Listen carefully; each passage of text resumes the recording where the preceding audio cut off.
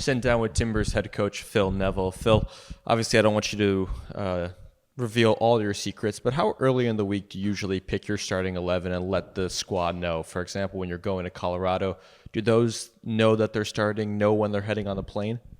I think there's always a feeling within the group with the way that we set up the training. But what I would say is I learnt it from Sir Alex Ferguson. I always like the team to feel right up until match day that they've got a chance of starting. It keeps the competition high. It keeps the competitiveness high in training. It means that they all prepare well. They're all focused. And there are weeks when sometimes you do reveal early. You do set plays or you do some pattern of play. But I like the whole group to know our game plan. I like the whole group to know our patterns of play. I like the whole group because, if you think about set plays, for 60 minutes you have 11 players, then you change 5. So there's 5 players need to know the routines, the plays, whatever you're doing. So I like to make sure that the whole group know our game plan and that have practiced during the week in our game plan. So they know and understand it and the partnerships. And I see them in that lineup. So I do like to keep the group together as long as possible.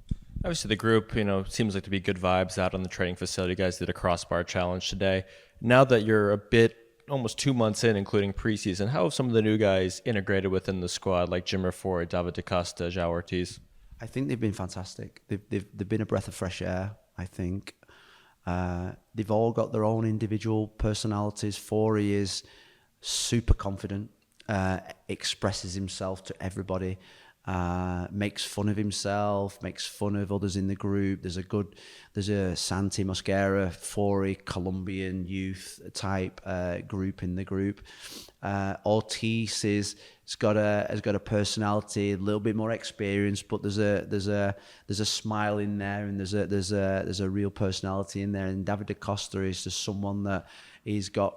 I said it on day one. He's a real cheeky type chappy who's got a really bubbly personality, who's got one-liners. He has a real strong one line where he just makes you laugh.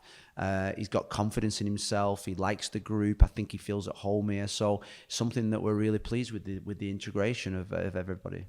Talked a lot about the altitude in Colorado this week, how it almost feels like you've played 90 after only 30 minutes. For how important is that first training when you land in Colorado to get the guys acclimated? I think you've got to get used to, obviously, the climate. You've got to get used to the ball flight. The ball flies through the air. It goes quicker. And you've got to accept that there's periods of the game where you're going to have to dig in, where you're not going to feel incredible.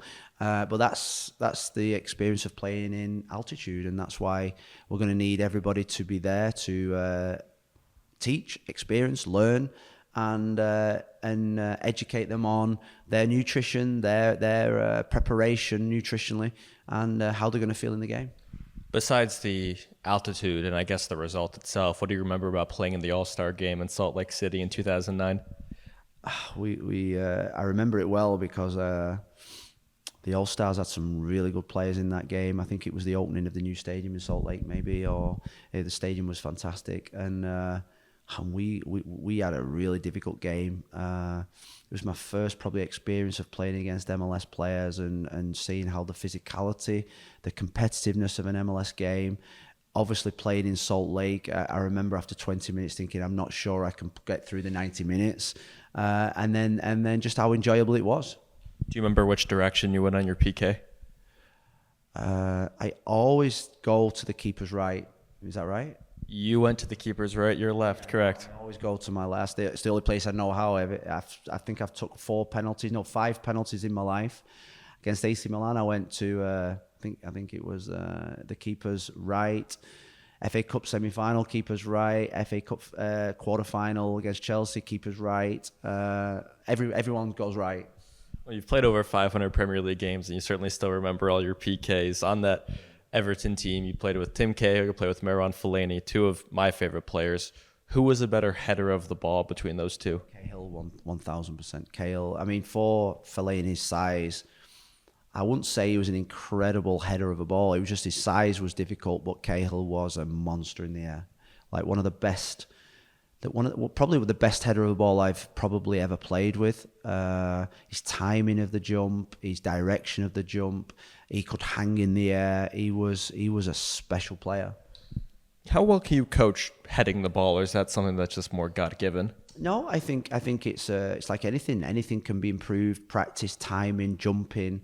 The position that you head the ball on your forehead, and just the way that you can get up there and get the timing right. I spent the first probably from 16 to the age of 18 every afternoon at Manchester United's academy practicing heading the ball, and because it's such an important part of the game.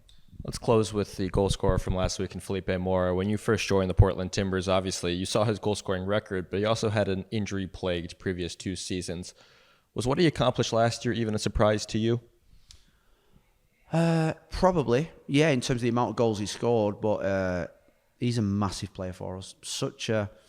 What people don't realise about Felipe Mora is he's normally centre-forwards are really selfish. They keep to themselves. They're very driven individually.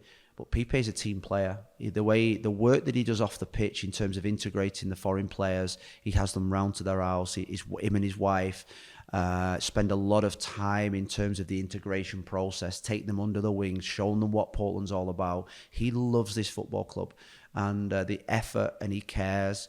You look at his yellow card last week was because he cared about what was going on the pitch. And, I think in terms of my 12 months here, if there's one player where I feel is sometimes I probably take for granted, it's Felipe Mora. Sometimes I will sub him off, or I probably rest him.